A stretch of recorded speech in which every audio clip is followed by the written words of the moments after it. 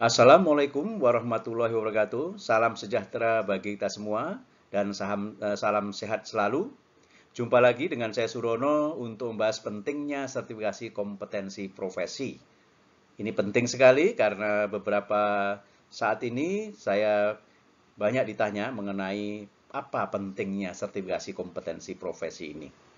Baik, sebelum kita diskusi atau bahas, jangan lupa like, share, dan subscribe. Terima kasih. Baik, sebelum kita bahas bagaimana pentingnya sertifikasi, mari kita lihat bagaimana hal penting atau 3 hal penting yang perlu mendapatkan perhatian besar mengenai SDM Indonesia ini. Yang pertama mengenai isu ketidaksesuaian pendidikan dengan pekerjaan. Yang kedua, daya saing tenaga kerja Indonesia. Dan yang ketiga adalah produktivitas tenaga kerja Indonesia. Yang pertama, mengenai ketidaksesuaian pendidikan dengan pekerjaan. Kalau kita dalam survei data ini, ada 53,33% ketidaksesuaian pekerjaan dengan tingkat pendidikan dan upah. Yang kedua adalah 60,52% ketidaksesuaian sertifikasi pekerjaan dengan latar belakang pendidikan. Data-datanya, pertahanan yang paling tinggi ini untuk ketidaksesuaian vertical mismatch, ini 96,86% untuk yang ketidaksesuaian vertical mismatch. Horizontal mismatch-nya adalah 84,25%. Di sektor manufaktur, 71% vertical mismatch, 67% horizontal mismatch. Di sektor jasa, 49,46 untuk vertical mismatch dan 58,9 horizontal mismatch. Ini harus menjadi perhatian kita. Dan yang kedua, daya saing, kita kelihatannya berada nomor 4 di antara 5 besar ASEAN. Yang pertama adalah Singapura, yang kedua adalah Malaysia, ketiga Thailand, keempat Indonesia, dan yang kelima Filipina. Kemudian kalau kita lihat produktivitas per pekerja di beberapa negara Asia, kita berada posisi di tengah sini, agak jauh dari Singapura, Hong Kong, RRC, posisi kita di sini. Ini adalah sumber dari APO tahun 2019. Kalau kita lihat usulan solusi dari kata data ini, yang pertama adalah pelatihan vokasi. Terusnya. Dan ini saya kira kita pemerintah sedang menjalankan ini besar-besaran. Yang kedua, pemagangan berbasis kompetensi di perusahaan. Ini juga menjadi prioritas pemerintah saat ini. Dan yang ketiga, sertifikasi kompetensi. Kita akan fokus pada pentingnya sertifikasi kompetensi untuk membahas isu-isu besar ini.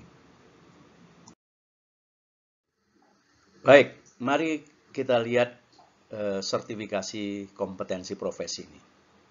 Prinsip dasar dari sertifikasi kompetensi ini sebenarnya adalah kompetensi bukan hanya pernah kompeten, tetapi harus hingga kini tetap kompeten. Dalam bahasa Inggrisnya, kompetensi is not historical attainment, but it must be current. Dan fungsi sertifikasi ini adalah memastikan dan memelihara kompetensi profesi. Ini penting. Jadi, tugasnya adalah to ensure and maintain your competency. Berikut adalah beberapa informasi mengenai sertifikasi kompetensi. Yang pertama, sertifikasi kompetensi kerja adalah proses pemberian sertifikat kompetensi yang dilakukan secara sistematis dan objektif melalui uji kompetensi yang mengacu kepada standar kompetensi nasional Indonesia, standar kompetensi internasional, dan atau standar khusus. Sedangkan yang melakukan sertifikasi ini adalah LSP. LSP ini apa? Lembaga Sertifikasi Profesi adalah lembaga yang melaksanakan kegiatan sertifikasi profesi yang telah memenuhi syarat dan telah memperoleh lisensi dari BNSP. Nah, lisensi LSP ini adalah bentuk pengakuan dari BNSP kepada LSP untuk dapat melaksanakan sertifikasi kompetensi atas nama BNSP. Sehingga sertifikatnya adalah sertifikat BNSP. Kemudian profesi adalah bidang pekerjaan yang memiliki kompetensi yang diakui oleh masyarakat. Ini menurut Perpres nomor 8 tahun 2012. Mengenai istilah profesi, memang ada beberapa perbedaan definisi atau deskripsi. Kita tahu, menurut Perpres tadi saya sampaikan bahwa profesi adalah bidang pekerjaan yang memiliki kompetensi yang diakui oleh masyarakat. Ada yang menyebut bahwa harus mempunyai pendidikan profesi dan sebagainya. Perbedaan-perbedaan ini ternyata tidak hanya terjadi di Indonesia, tetapi ada di beberapa negara, sehingga para profesional kemudian membuat dalam suatu kesempatan ciri-ciri profesi. Yang pertama adalah well-trained. Yang kedua adalah melayani masyarakat dan mendapatkan imbalan. Yang ketiga adalah bersertifikat sesuai dengan kompetensi. Dan yang keempat adalah anggota organisasi profesi. Ini adalah suatu kesepakatan untuk melihat bagaimana ciri-cirinya saja. Kemudian bagaimana prinsip dari pengakuan dari sertifikasi ini? Alhamdulillah, kita di negara ASEAN ini ada ASEAN Guiding Principle for Quality Assurance and Recognition of Certification System. Ini buku yang ada di sini. Dan prinsip-prinsip ini mendasari pengakuan sistem sertifikasi kompetensi. Yang pertama adalah sovereignty. Jadi negara-negara anggota menghormati struktur dan proses penjaminan mutu khusus masing-masing negara yang responsif terhadap prioritas nasional. Yang kedua adalah comparability. Ketiga adalah transparansi. Keempat adalah accountability. Dan yang kelima adalah continuous improvement. Berikutnya adalah mengenai jenis-jenis skema sertifikasi kompetensi profesi. Yang pertama adalah mengenai skema sertifikasi okupasi atau jabatan kerja, baik fungsional maupun struktural. Yang kedua adalah skema sertifikasi klaster, dan yang ketiga adalah skema sertifikasi KKND. Saya beri warna merah khusus di sini untuk sertifikasi okupasi. Ini adalah memang yang sekarang ini sangat dibutuhkan, karena hampir semua lowongan kerja itu adalah diidentifikasi jabatan kerjanya. Sehingga penting skema-skema ini untuk bisa segera memberikan link and match tadi, karena link and match mismatch-nya besar, maka pemegang sertifikat ini dengan judul sesuai dengan okupasi dan permintaan atau lowongan kerja, maka pemegang sertifikat menyadari bahwa dia adalah sebagai okupasi yang dicari oleh lowongan kerja tadi. Nah, bagaimana kita mengembangkan skema sertifikasi nasional ini agar tadi kita bisa betul-betul bisa mengatasi mismatch antara dunia kerja dengan dunia pendidikan tadi? Maka kita pastikan bahwa apa yang diminta oleh dunia kerja dan dunia industri itu kita yang fokuskan pada pengembangan skema sertifikasi ini. Nah, langkah-langkahnya adalah yang pertama adalah membentuk komite skema sertifikasi. Yang kedua, identifikasi kemasan secara kompetensi, baik itu okupasi maupun KKNI. Maka, bila sudah ada, maka kita lanjutkan identifikasi ketersediaan standar kompetensi, SKKNI, internasional maupun khusus. Kalau tidak ada, maka kita harus melakukan pemetaan okupasi dalam kerangka kualifikasi dan atau pengembangan KKNI. Ya, baru kita kembangkan bagaimana standar kompetensi kita identifikasi. Kalau kita identifikasi sudah ada, maka kita segera bisa meneruskan skema sertifikasi.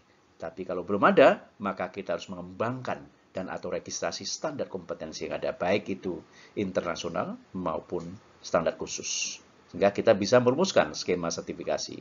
Hingga kita, setelah itu kita verifikasi kembali skema sertifikasi dengan dunia usaha dan industri untuk memastikan bahwa yes, skema sertifikasi memang mampu telusur dengan apa yang diharapkan oleh dunia kerja dan dunia industri. Berikutnya adalah bagaimana proses sertifikasi kompetensi ini sehingga memberikan kepastian bahwa sertifikasi kompetensi adalah memastikan dan memelihara kompetensi.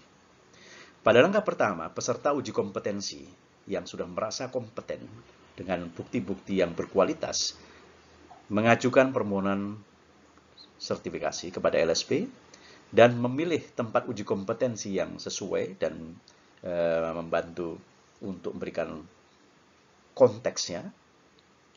Kemudian LSP akan menunjuk asesor kompetensi,